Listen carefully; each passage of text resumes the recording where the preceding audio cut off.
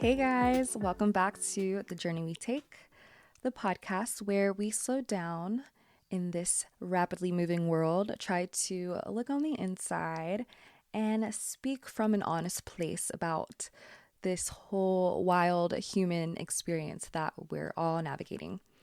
I'm super grateful and glad that you pressed play today.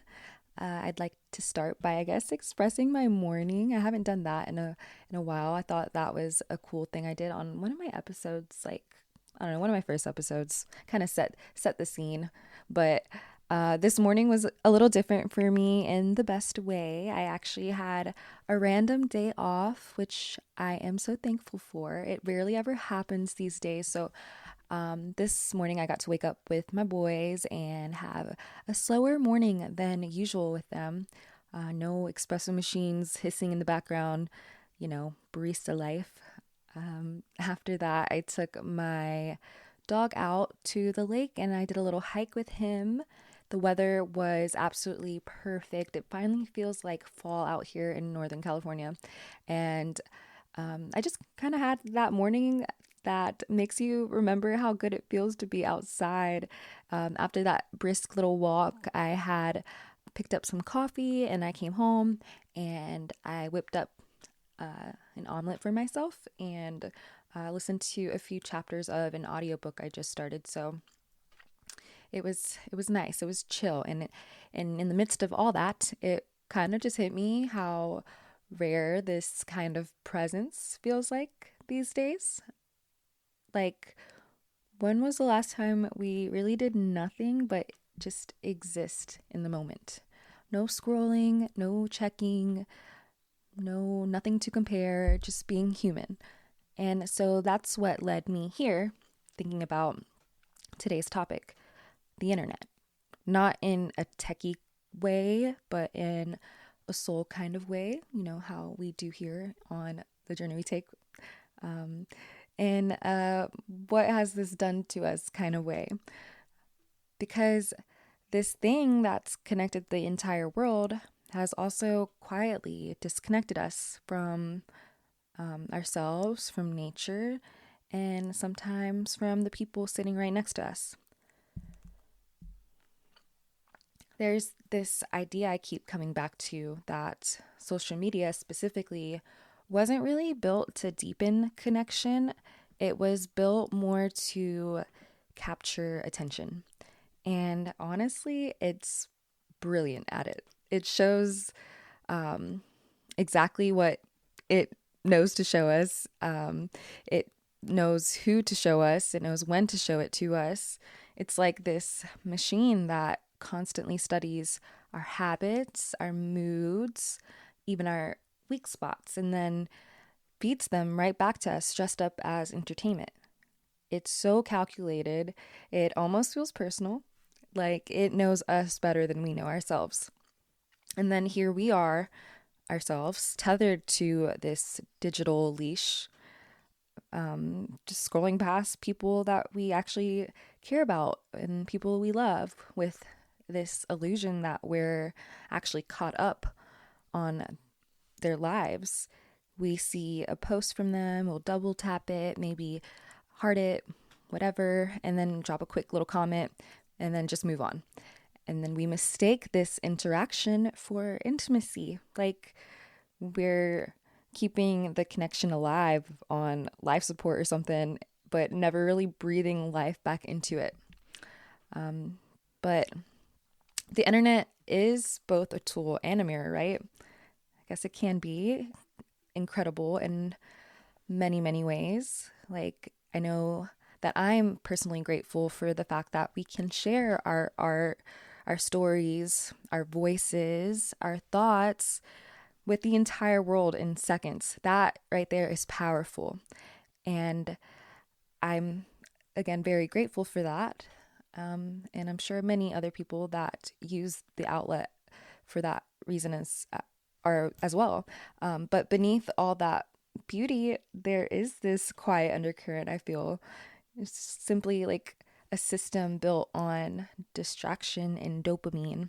Sometimes it doesn't feel like a reflection of who we are. It feels like a reflection of who people are performing to be, or an image that they're trying to uphold. It definitely profits off of our impulses. It seems to thrive on outrage and even rewards what's loud and sensational over what's real and truly thoughtful. And the more we scroll, the more it learns. The more it learns, the more it feeds. And then before you know it, you're not just using the internet, it's using you. When people are constantly distracted, they're easier to influence. They're easier to sell to. They're easier to numb. And we seem to have thought that we are becoming more connected, but maybe we're just becoming more conditioned to share before we can even process something, to scroll instead of actually sit with ourselves for a moment, conditioned to just check before we breathe. First thing in the morning, people check their phone. It's just a habit that we've all created among ourselves. But I guess that's just what gets me the most, that somewhere along the line, we traded true, genuine connection for constant stimulation and started calling it community. But I think here is where it gets really interesting, because we all have different perspectives and not everyone sees it the same. Some people will hear this conversation so far and think, okay, like maybe you're just getting older, or like every generation thinks that the next one's doomed. And yeah, maybe they're right, but maybe part of it is nostalgia, just simply missing the days before our attention was currency. But I also think that both things can be true. The younger generation is doing amazing things with this digital world that is constantly developing and exceeding expectations. It's great that you see friendships that are being built through gaming and streaming platforms. You see people that are starting movements with their hashtags literally from their bedrooms. And then just in general, people are finding a sense of belonging, I guess you could say, in these certain places that would have never existed 20, 30 years ago. They've turned these screens into communities, I guess, their own communities. And in that way, from that perspective, it can be beautiful, because connection, in whatever form it takes, is still connection, right? I know even for me, being thousands and thousands of miles away from family and loved ones, social media and the internet has become a lifeline. It's how I get to see memories from my family, like my niece's milestones, and celebrate birthdays, check in on friends that I don't get to see or hug in person. And yeah, in those moments, I'm grateful for it.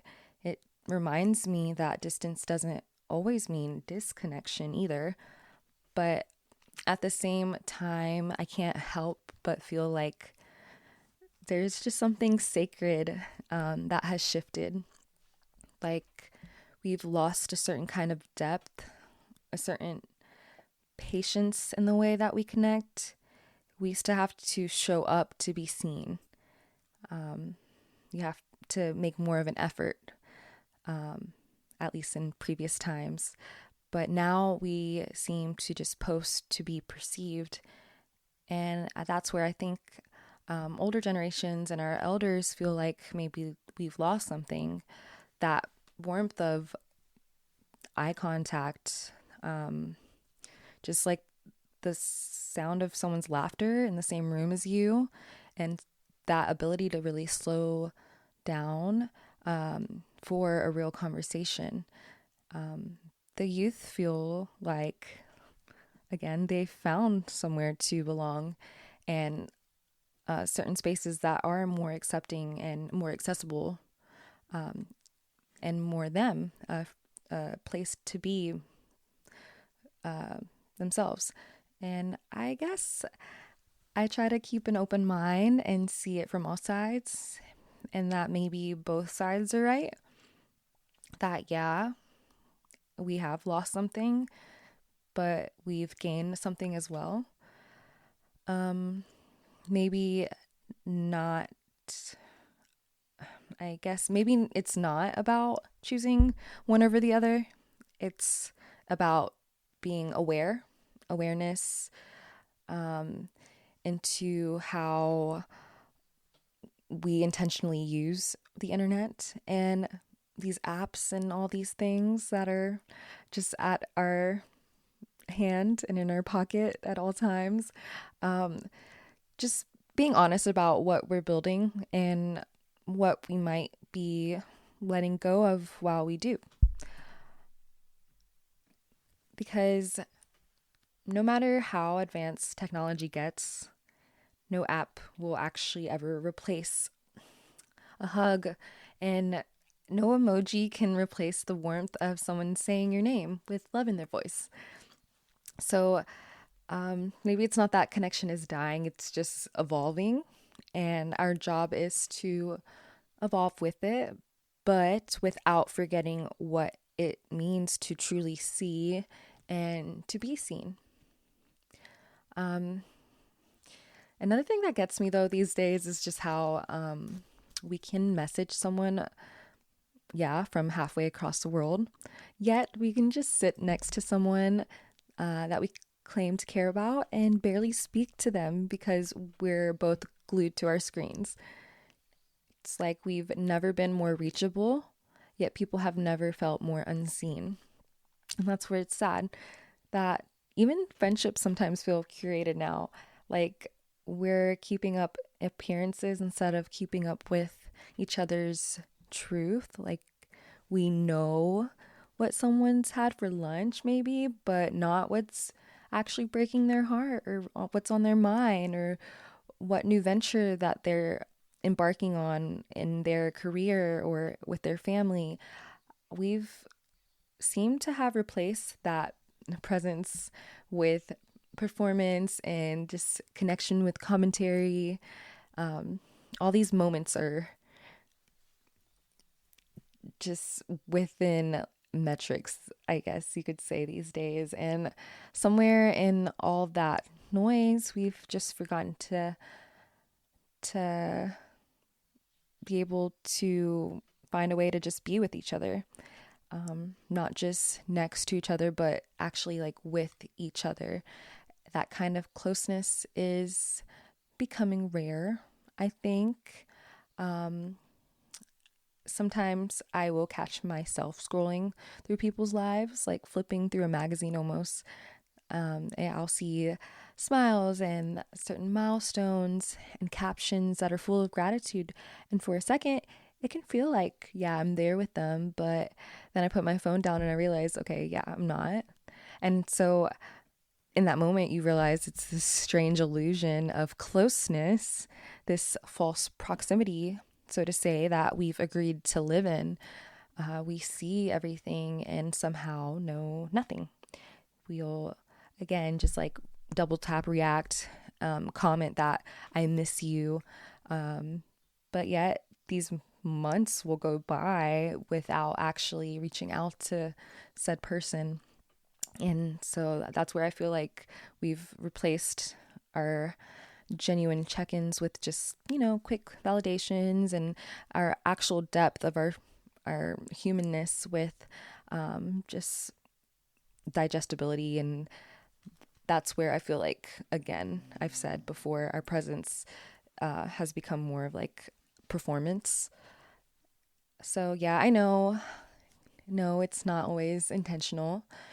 Life moves so fast, and social media does make it so easy to feel like we are keeping up. But knowing someone's latest post isn't the same as knowing their hearts. I often wonder if the distance between us isn't just measured in miles, but in the moments that we let pass without truly connecting. Maybe the internet gives render to an illusion of connection without the risk, without vulnerability, without the time it takes to really know someone. And in a world that rewards convenience, maybe that illusion is enough, I guess, until it's not. And yet, even with all that, I try not to be cynical about it, because there is, a whole nother side and a perspective that is what really grounds me. It's that, what if all this isn't a loss at all? What if that these urges that we all have to share or post or just document is human? It is just that.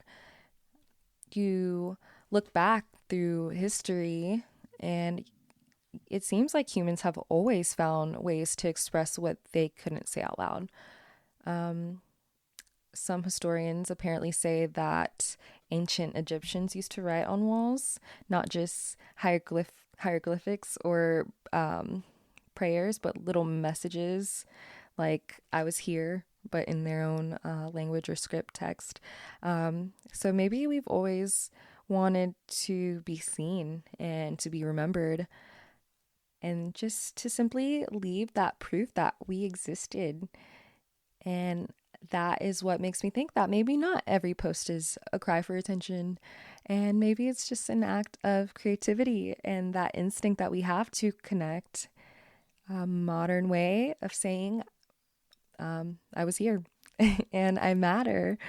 And on a whole another positive side of this perspective, it's maybe that we're not addicted to attention. We're just drawn to meaning, and we want to be witnessed.